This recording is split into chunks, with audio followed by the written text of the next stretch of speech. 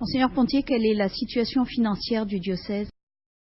Notre situation financière est très fragile. Nous avons des exercices déficitaires depuis quelques années. Alors on pioche dans les réserves, mais ce n'est pas une solution durable.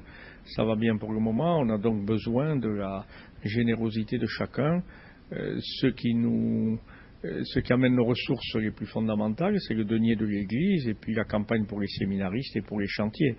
Ensuite, tout ce qui peut passer par le biais des paroisses. Mais nous avons vraiment besoin de la mobilisation de chacun. Alors comment se fait-il que le don au denier ne fasse plus partie de la culture des catholiques? Le don au denier a été un automatisme des générations précédentes qui était très lié à la vie de l'Église.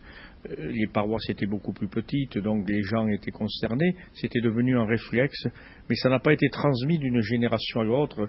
Et souvent, les parents reconnaissent après coup que leurs enfants de 40 ans, ils n'ont jamais parlé de ça ni expliqué. Et donc il y a toute une transmission à l'intérieur de nos familles qui s'est interrompue et qu'il faudrait oser reprendre.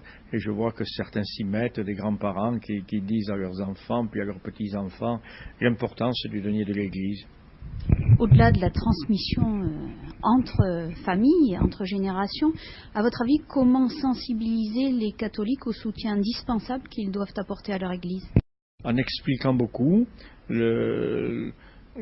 la manière dont l'Église vit, parce qu'il y a beaucoup de préjugés, il y a beaucoup de choses dans les esprits. Puis si on n'explique pas, les gens ne savent pas, et ne sachant pas, ils n'ont jamais perçu que l'Église fonctionnait avec la générosité de ses fidèles uniquement, qu'elle n'avait pas d'autres revenus. Je pense qu'on a manqué d'explications.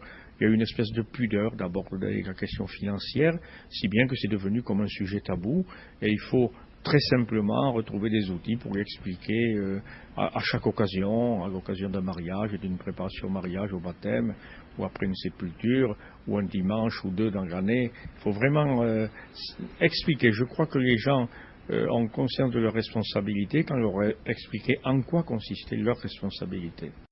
Ce soutien financier, on peut dire que c'est un enjeu pour la mission même de l'Église.